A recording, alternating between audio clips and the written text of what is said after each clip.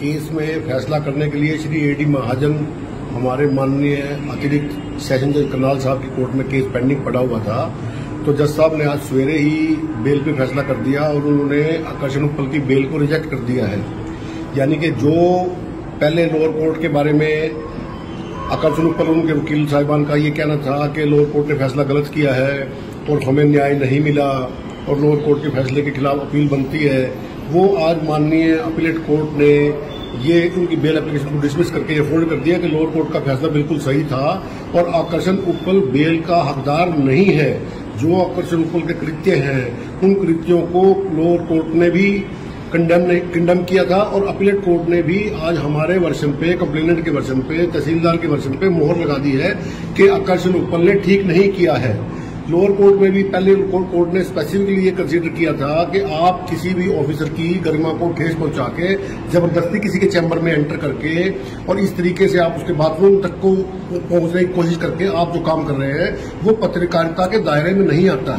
Lower court ने बड़े अच्छे स्वच्छ तरीके से अपने ऑर्डर में ये लिखा था कि पत्रकारों के लिए ये हक है, वो फोर्थ पिलर है हमारे देश में न्यायपालिका के उसके बाद। मगर लोअर कोर्ट ने ये लिखा कि कहीं भी फोर्थ पिलर को कोई ये हक नहीं देता है कि आप इस तरीके से किसी की प्राइवेसी से छेड़छाड़ करें। तो लोअर कोर्ट ने बेल रिजेक्ट करते हुए स्पेसिफिकली ये कंसीडर किया कि आकर्षण उपल का जो कृत्य है वो बेल देने के एंटाइटलमेंट नहीं है, क्योंकि अगर आकर्षण उपल को बेल दी गई तो वो दूसरों के लिए एक मिसाल पैदा करेगा कि ऐसे कृत्य कोई भी आदमी कर सकता है। अब उन्होंने इसकी जब अपील फाइल की तो अपीलेट कोर्ट ने हमारे उसी वर्षन को, लोअर कोर्ट के जो फैसला आया था उस फैसले को मोहर लगाकर अपीलेट कोर्ट ने भी ये सिद्ध किया कि जो कंप्लेनेंट का वर्षन है, जो तहसीलदार की कंप्लेंट है वो बिल्कुल सही थी। जो लोअर कोर्ट ने नहीं किया था, लोअर कोर्ट ने कंसीडर किया था सारे के सारे तथ्यों को और फैक्ट्स को। अपीलेट कोर्ट ने, क्योंकि दूसरी पार्टी का पक्ष का, आकर्षण उपल पक्ष का कहना यह था कि लोअर कोर्ट ने उस वीडियो को चलाकर नहीं देखा। हालांकि लोअर कोर्ट ने उस वीडियो को, उसकी पेन ड्राइव लोअर कोर्ट को प्रोवाइड की गई थी और लोअर कोर्ट ने उसको कंसीडर किया, मगर उनका कहना यह था कि इसको कोर्ट में चलाकर देखा जाए। और अपीलेट कोर्ट ने भी ये कहा कि हाँ, इसको एक बार चला के देखते हैं इसको। लोअर कोर्ट ने अपीलेट कोर्ट ने परसों उस वीडियो को चलाया। कुछ पार्ट पे हमारा ऑब्जेक्शन ये था कि इसके अंदर एडिटिंग की गई है। अपीलेट कोर्ट के जज साहब ने कहा कि इसको एक बार दोबारा से फिर चलाएंगे कल को इनकी प्रेजेंस में, इसको ताकि चेक किया जा सके। और अपीलेट कोर्ट ने स्पेसिफिकली ऑर्डर पास किया कि मोबाइल जो आकर्षण उपल का पुलिस ने कस्टडी में लिया हुआ उस मोबाइल की रिकॉर्डिंग को भी पेश किया जाए। वो रिकॉर्डिंग कोर्ट में कल पेश की गई। अपीलेट कोर्ट ने उसको देखा, उसको सुना और दोनों पक्षों की बहस सुनने के बाद आज के लिए ऑर्डर रिजर्व किया हुआ था।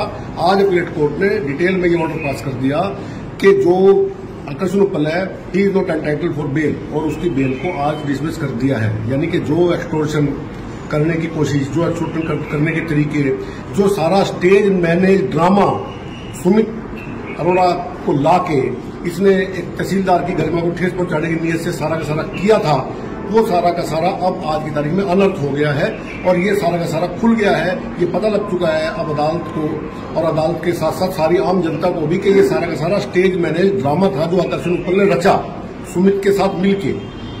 यानी कि आकर्षण उपल ने अपनी बेल एप्लीकेशन में ये लिखा था कि मेरे को किसी एक अनजान आदमी का फोन आया कि यहाँ पे जो है काम नहीं कर रहे तहसीलदार साहब और इसलिए आप आइए। और मैं वहां पहुंचा तो मैंने आम जनता की शिकायतें सुनी और शिकायतें आम जनता की लेने की कोशिश की।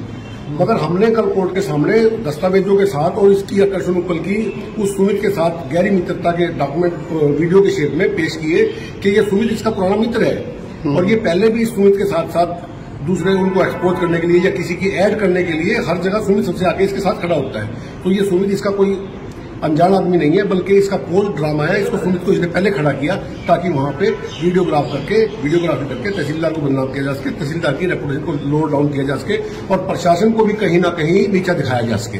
जो एम था उसमें सक्सेसफुल हो जाता अगर ये ऐसी अति ना करता कि उसके चैम्बर में छेड़छाड़ ना करता, उसको बाथरूम के अंदर बाहर से कुंडली लगाने की कोशिश ना करता, उसके चैम्बर के ऊपर कुंडली लगाने की कोशिश ना करता, तो शायद इसका ये सारा का सारा ड्रामा सक्सेसफुल हो जाता।